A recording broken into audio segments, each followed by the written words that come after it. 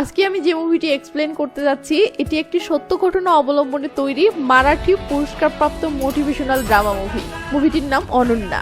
এটি মুভির দ্বিতীয় পার্ট। দাঁড়ান, প্রথম পার্ট দেখেননি বলে দৌড় দেওয়ার প্রয়োজন নেই, কারণ প্রথম পার্টে যে সামান্য কাহিনী ছিল তা হলো মেয়েটি দেখতে যেমন সুন্দর, পড়াশোনাতেও তেমন মেধাবী। তার স্বপ্ন সিএ পরীক্ষা কমপ্লিট করে নিজের পায়ে দাঁড়িয়ে তারপর প্রেম বা বিয়ে। কিন্তু এর মাঝে মেয়েটির বাবা বড়লোক ঘরের একটা ছেলে পেয়ে লোভ সামলাতে না পেরে মেয়েটির বিয়ে ঠিক করে। তখন মেয়েটি বাবার মুখের দিকে চেয়ে পড়াশোনা বিসর্জন দিয়ে এঙ্গেজমেন্ট করে ফেলে। এরপর ছেলেটির ভালোবাসা আর কে দেখে, ছেলেটি বিয়ের আগেই মেয়েটির সাথে সেই অস্থির লেভেলের রোমাঞ্চে মেতে ওঠে। কিন্তু কিন্তু কিন্তু হঠাৎ একটা দুর্ঘটনায় মেয়েটির 2 হাত কেটে ফেলতে হয়। ব্যাস, এখান থেকেই মেয়েটির জীবন নরকে পরিণত হয়ে যায়। ছেলেটি বিয়ে ভেঙে দিয়ে পালিয়ে বিদেশ চলে যায়। এদিকে আপন ভাই ও জন্মদাতা বাবাও পর হয়ে যায়। তো একদিন সবাই মেয়েটিকে বাসায় একা রেখে বাইরে গেলে বাসাতে আগুন লাগে, কিন্তু মেয়েটির তো 2 হাতই নেই। তখন মেয়েটি নিজের জীবন বাঁচাতে আগুন নেভানোর জন্য জীবন মরণের লড়াই শুরু করে। এটুকুই ছিল প্রথম পর্বের কাহিনী। এখন মেয়েটি পুরো দুনিয়াকে তাক লাগিয়ে দেওয়ার মতো যা যা করতে যাচ্ছে তা এই পর্বে দেখতে চলেছেন।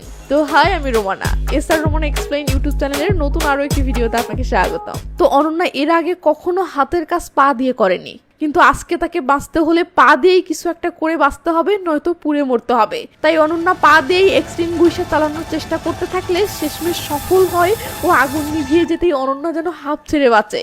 সেই সাথে মৃত্যুর দ্বার প্রান্ত থেকে ফিরে আসায় অনন্যার চোখে জল চলে আসে। তো এরপর অনন্যা তার পাটা টেবিলের উপর রেখে অবাক হয়ে চেয়ে চেয়ে দেখতে থাকে আর ভাবে সে যে পা দিয়েও অনেক কিছু করতে পারে এটা তো কখনো তার মাথায় আসেনি।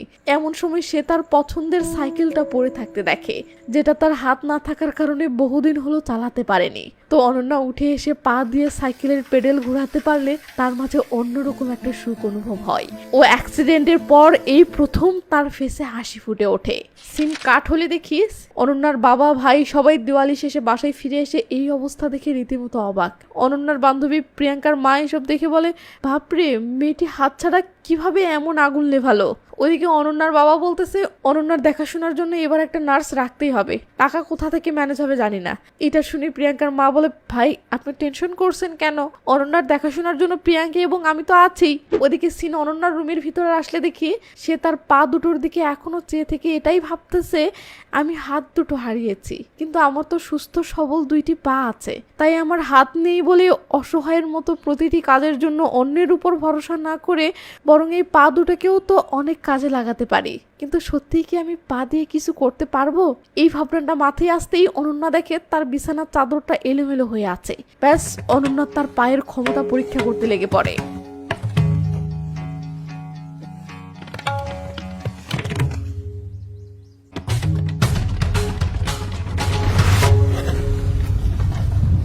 তো অনন্যা এসব করছিল আর অনন্যার বান্ধবী প্রিয়াঙ্কা গেটে এসে চুপচাপ দাঁড়িয়ে থেকে এসব দেখছিল।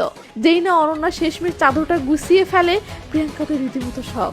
এদিকে নিজের পায়ের এমন ক্ষমতা দেখে অনন্যা খুশি হয়ে প্রিয়াঙ্কার দিকে তাকায় ও প্রাণ ভরা একটা হাসি দিয়ে আমাদেরকে বলে, আজ আমি বুঝতে পারলাম আমাদের কি নেই সেটা ভেবে নিজেকে দুর্বল করার চেয়ে বরং আমাদের যা আছে তা নিয়েই সামনে এগোনোর মনোবল তৈরি করা উচিত। ব্যাস, তারপর আর কি, অসহায় অনন্যা এবার নিজের জীবনের রাস্তা নিজে একাই চলার যুদ্ধ শুরু করে।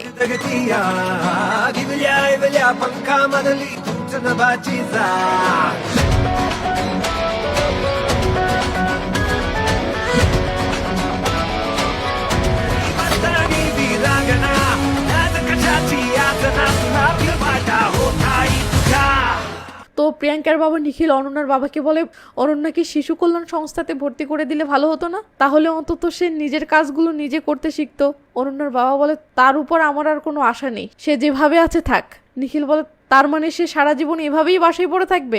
অনন্যার বাবা বলে, আমি এত কিছু বুঝি না, শুধু এটা জানি তার দ্বারা আর কিছু হবে এই আশা ছেড়ে দিয়েছি।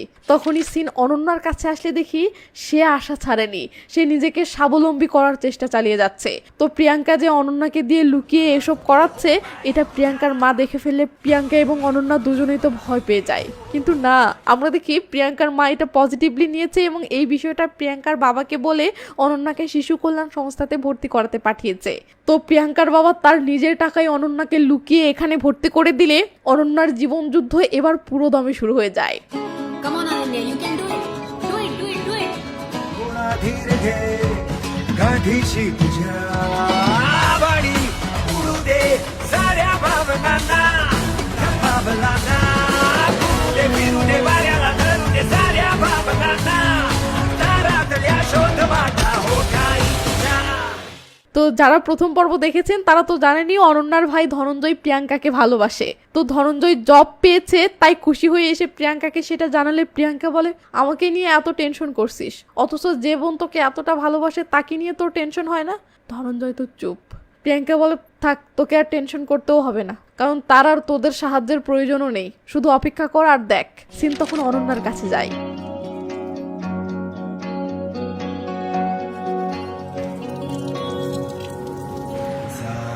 जागल्या पाकड्या ह्या दिशा जणू भुजा।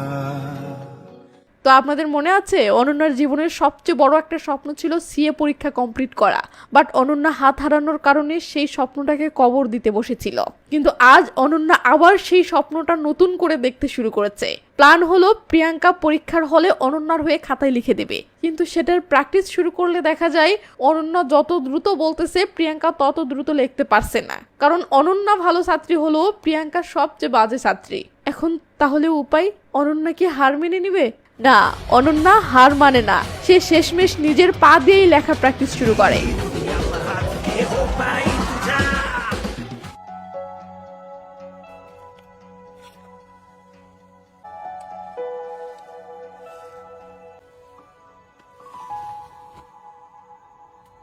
সিন চলে আসে পরীক্ষার হলে।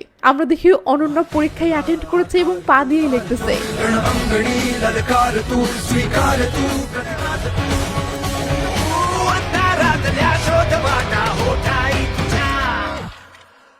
সিন চলে আসে পরীক্ষার রেজাল্টের দিনে। প্রিয়াঙ্কার ল্যাপটপে অনলাইনে রেজাল্ট চার্ট বের করে দেখতেছে আর অনন্যা ভয়ে অস্থির হয়ে আছে। তো অনন্যা ইশারায় বলে আমার রেজাল্ট কি? প্রিয়াঙ্কা মুড অফ করে থাকে, কোনো জবাব দেয় না। এরপর প্রিয়াঙ্কা কাছে এসে বসলে অনন্যা আবার জানতে চায়। তখন প্রিয়াঙ্কা ইশারায় বলে ফেল করেছিস। এটা শুনে অনন্যার মনটা খারাপ হয়ে গেলে প্রিয়াঙ্কা খুশি হয়ে অনন্যার গালে একটা চুমু দেয় ও নাচতে শুরু করে, মানে অনন্যা পাস করেছে।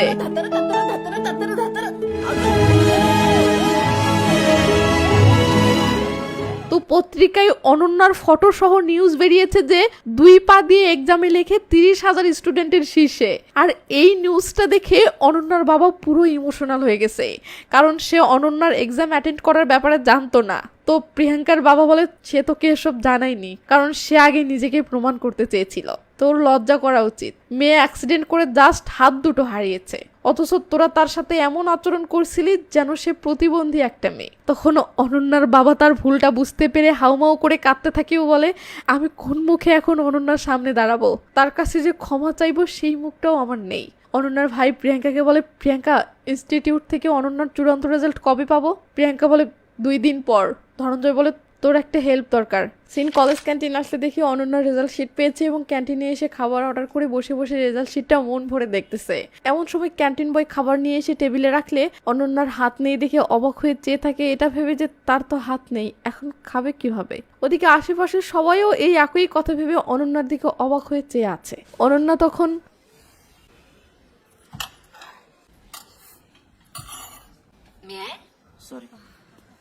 তো অনন্যার টেবিলের উপর পা তুলে পা দিয়ে খাবার খাচ্ছে। হঠাৎ একটা ছেলে এসে সামনের চেয়ারে বসেই বলে হাই অনন্যা। অনন্যা ছেলেটিকে চিনতে না পেরে অবাক হয়ে থাকলে ছেলেটি বলে প্রথম প্রচেষ্টাতেই সিএ পরীক্ষা পাশ করলে, কনগ্রাচুলেশন। অনন্যা ভেবাচাকা খেয়ে বলে থ্যাংক ইউ, বাট আমরা কি একে অপরকে চিনি? ছেলেটি বলে তুমি আমাকে চিনবে না, কারণ আমরা প্রথমবার দেখা করছি। হাই, আমি জয়, জয় দীক্ষিত। অনন্যা অবাক হয়ে বলে কিন্তু আপনি কে? জয় বলে আপনি? তুমি যদি এভাবে জিজ্ঞেস করতে তুই কে, তাহলে খুশি খুশি উত্তর দিতাম। অনন্যা বিরক্ত হয়ে বলে আচ্ছা বল তুই কে? জয় বলে জয় দীক্ষিত। কন মনটা তাইলে কি কয়? তো অনন্যা বলে আচ্ছা আমার নাম কি করে জানলি? জয় বলে তোমাকে এতদিন থেকে ফলো করতেছি। কি আমাকে ফলো করছো মানে? আরে তা নয়, আমি তো জাস্ট লাইব্রেরির কোণের সিটে বসে লুকিয়ে লুকিয়ে তোমাকে দেখি। হোয়াট? আরে এমন রিয়াক্ট করার কি আছে? খারাপ নজরেতে দেখি না যে অন্যায় হয়ে গেছে, তবে হ্যাঁ লুকিয়ে তোমার কয়টা ফটো তুলেছি, এটা অবশ্য অন্যায়ের মাঝে পড়ে। আর হ্যাঁ আজকে সেই ফটোগুলোর মাঝে একটা ফটো তোমাকে দেওয়ার জন্য নিয়ে এসেছি, কারণ হ্যাপি বার্থডে অনন্যা। অনন্যা রীতিমতো সক্ষায় বিরক্ত হয়ে বলে, ঠিক আছে এবার বল তুই এসব কেন করছিস? হ্যাঁ অবশ্যই বলবো, আর তাছাড়াও আমি নিজেই তোমাকে এই কথাটা বলার জন্য কয়দিন থেকে অস্থির হয়ে আছি। তো আসলে হয়েছে কি, আই লাভ ইউ।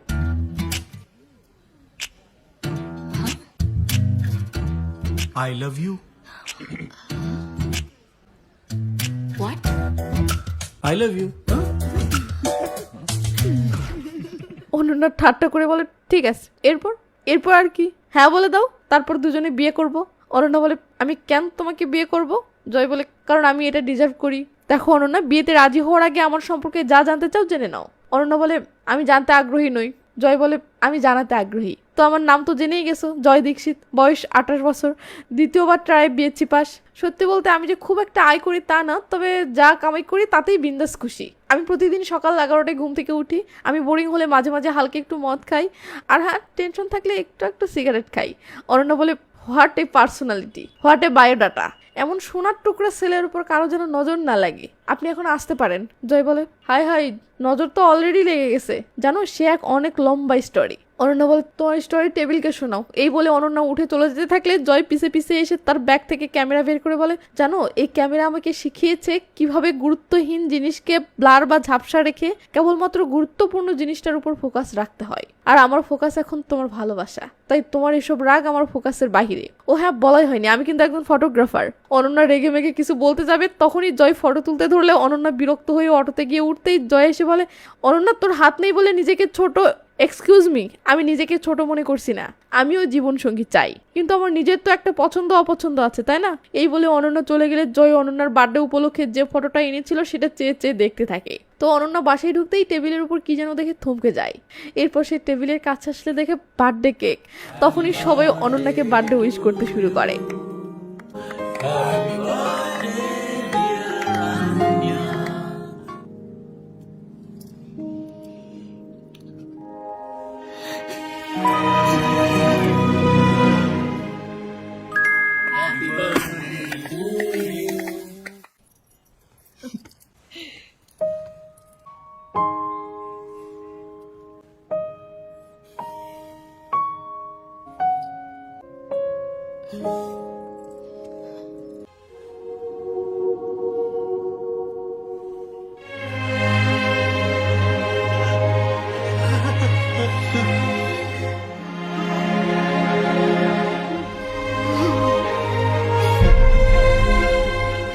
তো সবশেষে অনন্যার ভাই বলে, প্রিয়াঙ্কা আমার প্রতিশ্রুতি পূরণের সময় এসেছে। সিন কাট হলে দেখি ওই যে ধনঞ্জয় বাজি ধরেছিল যে অনন্যা এক চান্সে সিএ পাশ করলে ধনঞ্জয় পুরো মহল্লায় এই খুশি উদযাপন করবে। তো ধনঞ্জয় অনন্যাকে কাঁধে করে পুরো মহল্লা ঘুরে নিয়ে আসতেছে।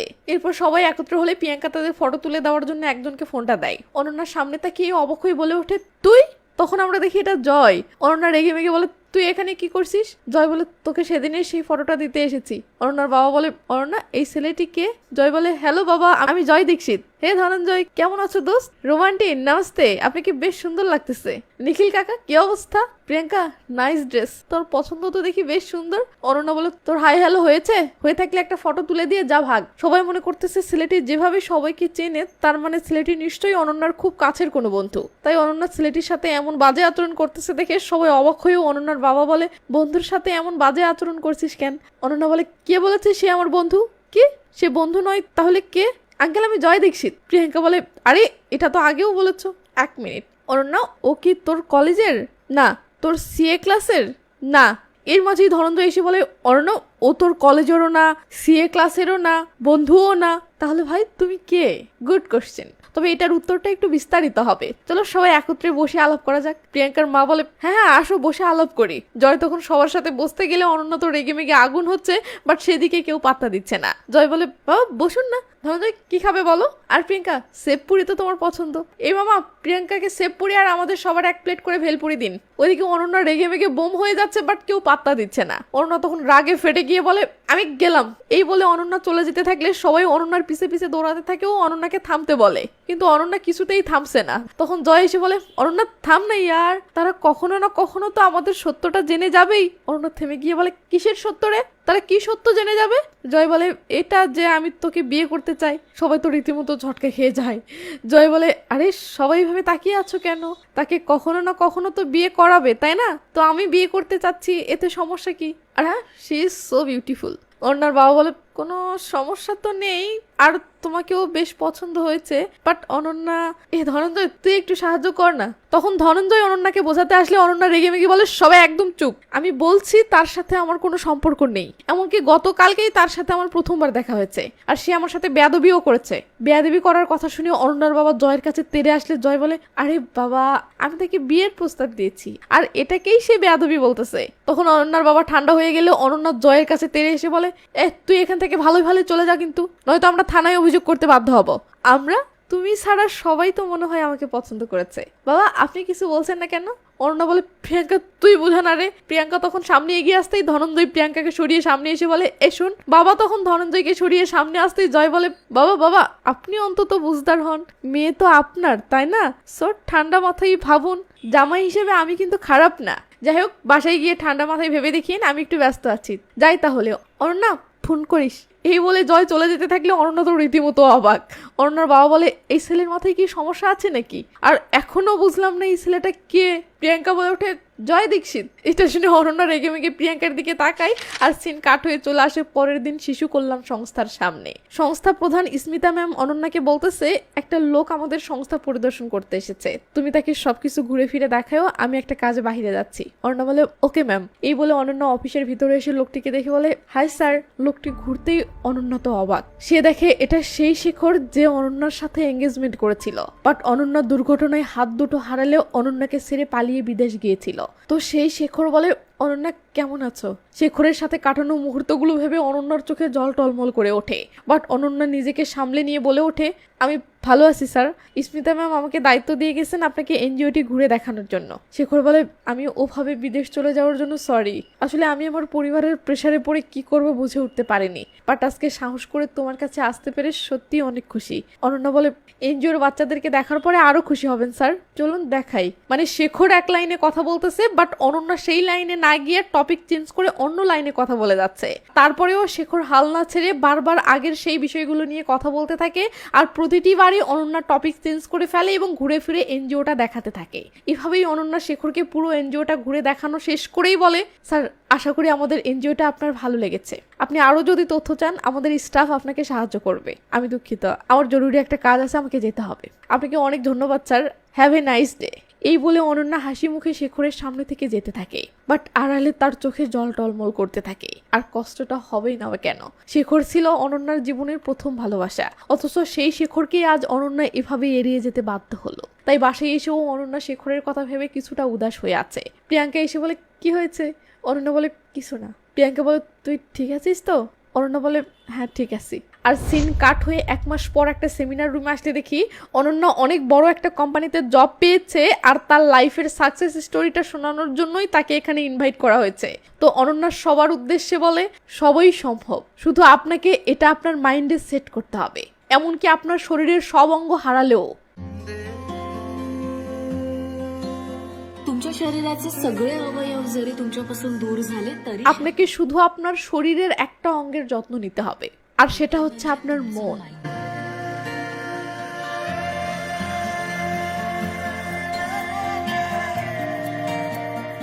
आपले दोन्ही हात दोन्ही पाय नसलेल्या पण तरीही जगातल्या टॉप আল্লাহ আমাদের সাথে যা করেন তা আমাদের ভালোর জন্যই করেন।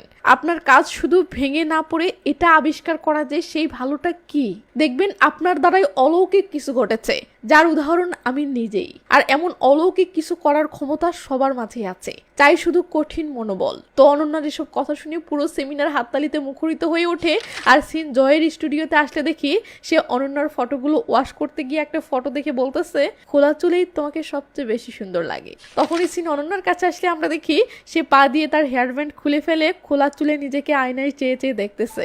এমন সময় কলিং বেল বেজে উঠলে অনন্যা পা দিয়ে দরজার লকটা সরিয়ে দরজাটা খুলতেই দেখে দেখে শেখর এসেছে। সিন কাট হলে দেখি অনন্যা জানালার পাশে উদাস হয়ে দাঁড়িয়ে আছে, আর শেখর ভিতরে এসে অনন্যার ভাই ও বাবার সাথে আলাপে বসেছে। তো অনন্যার বাবা শেখরকে বলতেছে, আমি বুঝলাম না তুমি এতদিন পরে এসে হুট করে অনন্যাকে বিয়ে করতে চাচ্ছ কেন? শেখর বলে, বাবা আমি পরিবারের প্রেসারে এতদিন সাহস পাচ্ছিলাম না, কিন্তু সত্যি বলছি আমি অনন্যাকে বিয়ে করতে চাই। অনন্যা বলে ওঠে, কিন্তু বাবা আমি ওকে বিয়ে করতে চাই না। শেখর আমাকে যে এঙ্গেজমেন্ট রিং পরিয়েছিল সেদিনের সেই দুর্ঘটনায় আমার হাতের সাথে সেই আংটিটাও হারিয়ে ফেলেছি। এই বলেই অনন্য ছাদের দিকে গেলে শেখরও পিছে পিছে যাচ্ছে। এমন সময় জয় প্রিয়াঙ্কার সাথে বাসায় ঢুকতেই শেখরকে দেখে বলে, ও মাই গড শেখর।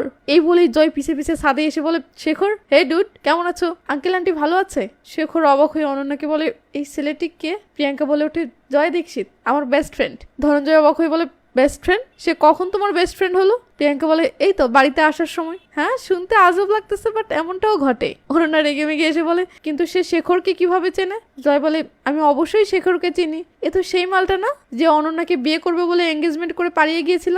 ধনঞ্জয় তেরে এসে বলে, হ্যাঁ এটা ঠিক, কিন্তু এখানে এসেছে কারণ সে আবার বিয়ে করতে চায়, এতে তোমার কোনো প্রবলেম আছে? জয় বলে, ও এটা তো অবাক করা ঘটনা, তবে তোর মতো ছেলে এমনটাই করবে এতে অবাক হওয়ার কিছু নেই। তবে সরি ইয়ার, তুই দেরি করে ফেলেছিস। বাবা ওর জন্য আমার খুব খারাপ লাগতেছে। বেচারা অনন্যাকে এখন আর বিয়ে করতে পারবে না, কারণ অনন্যাকে এখন আমি বিয়ে করতে যাচ্ছি। এটা শুনে সবাই ছটকে খেয়ে যায়। ও শেখর বলে, এখানে হচ্ছেটা কি? জয় বলে, আমাদের বিয়ের আলোচনা। এটা শুনে শেখর অনন্যার বাবা ও ভাইয়ের উপর খেপে গিয়ে বলে, তার মানে আপনারা আমাকে না জানিয়ে অনন্যার বিয়ে এই ছেলের সাথে অলরেডি ঠিক করে ফেলেছেন? অনন্যার ভাই রেগে মেগে বলে, প্রথম কথা ওর বিয়ে ঠিক হয়নি, তারপরের কথা ঠিক যদি করিও তো তোকে কেন বলতে হবে? অনন্যার বাবা ও প্রিয়াঙ্কাও খেপে এসে শেখরের সাথে ঝগড়া বেঁধে যায়। তখন জয় শীষ বাজালে সবাই থমকে গিয়ে জয়ের দিকে তাকায়। জয় বলে, আমি কি 5 মিনিট সময় পেতে পারি? সিন কাট হয়ে চলে আসে বাসার ভিতরে। আমরা দেখি জয় সবাইকে একত্রে বসে রেখেছে ও কিছু বলতে যাচ্ছে। তো জয় প্রিয়াঙ্কাকে কাছে ডেকে নিয়ে শেখরকে বলে, জানিস তোর সমস্যা এত দূর কেন গড়িয়েছে? কারণ তুই অনন্যাকে কখনো ভালোই বাসিসনি। দাঁড়া ব্যাপারটা বুঝিয়ে দিচ্ছি। এই বলে জয় এসে শেখরের পাশে বসে পড়ে ও বলে, তুই যদি অনন্যাকে সত্যিই ভালোবাসতিস তাহলে অনন্যার কাছে ফিরে আসার সাহস জোগাতে এতদিন দেরি করতিস না। শেখর দুম করে বলে ওঠে, হ্যাঁ আমি অনন্যাকে কখনো ভালোই বাসতাম না। অনন্যা তো শখ খেয়ে যায়, সেই সাথে অনন্যার বাবাও শখ। শেখর বলে, আমি যদি সত্যিই তাকে ভালোবাসতাম তাহলে এই দুর্ঘটনায় ঘটতে দিতাম না। এটা শুনে অনন্যা তো রীতিমতো ঝটকে খেয়ে যায়। শেখর বলে, হ্যাঁ অনন্যা, আমি চাইলে সেই দুর্ঘটনা থেকে তোমাকে বাঁচাতে পারতাম, তোমার হাত দুটো রক্ষা করতে পারতাম। আমার হাতে তেমন সময় ছিল, কিন্তু আমি আমার নিজের জীবন চিন্তা করতে গিয়ে সময়টা অপচয় করে ফেলেছিলাম। অনন্য তো থমেরে যায়। শেখর বলে, হ্যাঁ সে ঠিক বলেছে, আমি তোমাকে কখনো ভালোবাসতেই জানিনি। সত্যি আমি তোমার যোগ্য নই, তুমি যদি পারো তো আমাকে ক্ষমা করে দিও। তখন অনন্যা অশ্রু ভেজা চোখে বলে, শেখর তোমার উপর না আমার কোনো অভিযোগ ছিল, না আছে, না আগামীতে থাকবে। এটা শুনে শেখর জয়ের পিঠ থাপড়িয়ে চলে গেলে আমরা দেখি অনন্যার বাবা জয়কে বলতেছে, আজ তোমার জন্যই আমরা শেখরের অধ্যায়টা চিরতরে শেষ করতে পারলাম, তার জন্য ধন্যবাদ। কিন্তু তুমি কি অনন্যার ব্যাপারে সত্যিই সিরিয়াস? জয় বলে, হ্যাঁ। এখন আপনাকে এটা বিশ্বাস করানোর জন্য কি করব বলুন বাবা? সে যেমন আপনি তাকে সেভাবেই অ্যাকসেপ্ট করছেন তাই না? আমিও এই একই কাজ করছি, কিন্তু আপনি আমাকে বিশ্বাসই করছেন না। অনন্যা রেগে মেগে বলে ওঠে, ওকে বিশ্বাস করেছি, চলো বাবা এবার একটা শুভ দিন ঠিক করে বিয়েটা সম্পূর্ণ করা যাক। বাবা অবাক হলে অনন্যা বলে, আমি সিরিয়াসলি বলতেছি, আমার সাথে কি বার খারাপ করতে পারে? হয়তো কয়েক বছর পর সে ভাববে, আরে বাপরে একে বিয়ে করে তো মস্ত বড় একটা ভুল করেছি, তখন সে সরি বলবে এবং আমাকে ছেড়ে চলে যাবে। এই তো নাকি? সমস্যা নেই, আমি নিজেকে সামলে নেব, আমি অনেক স্ট্রং তাই না?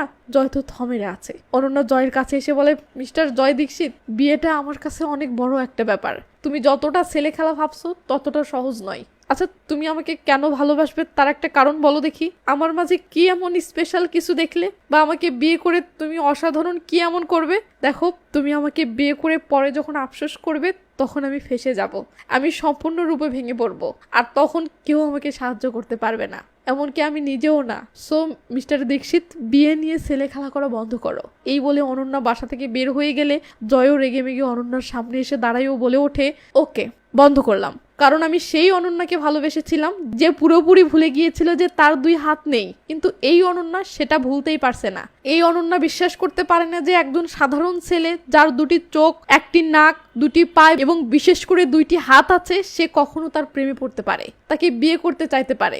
আসলে সে বিশ্বাস করে না যে সেও অন্য সব মেয়েদের মতো সারা জীবন খুশি থাকতে পারবে। আর আমি এমন কারোর সাথে জীবন কাটাতে চাই না যে এত দুর্বল এবং এত নেগেটিভ মাইন্ডের। So bye. এই বলে জয় চলে যেতে থাকলেও অনন্যা পুরো থমেরে দাঁড়িয়ে থাকে।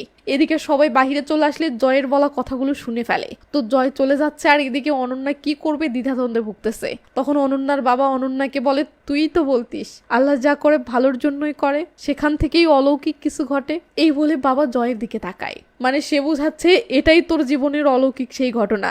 তো জয় বাইক স্টার্ট করেছে, এখন টান দিবে, এর মাঝেই অনন্যা সাহস করে বলে ওঠে, জয়। জয় থেমে যায় ও জয়ের ফেসে হাসি ফুটে ওঠে। আর জয়কে থামতে দেখে খুশিতে অনন্যার চোখেও জল চলে আসে। এরপর সিন চলে আসে বিয়ের অনুষ্ঠানে।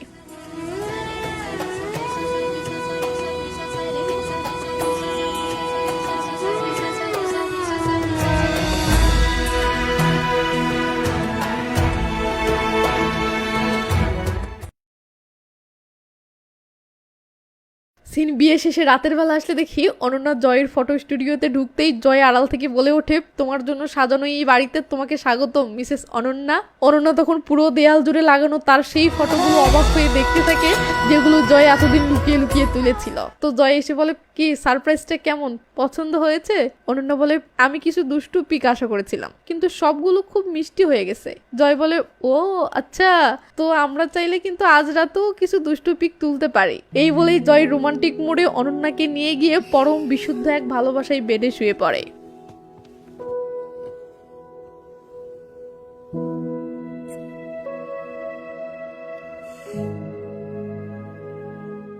অনন্যা বলে, জয় আমি জানি না আমি এটা পারবো কিনা, তবে আমার খুব স্বপ্ন আমি মা হতে চাই। আমি সে সব কিছু করতে চাই যা একজন মা তার সন্তানের জন্য করে। আমি পারবো তো, তাই না? জয় বলে, অবশ্যই পারবে।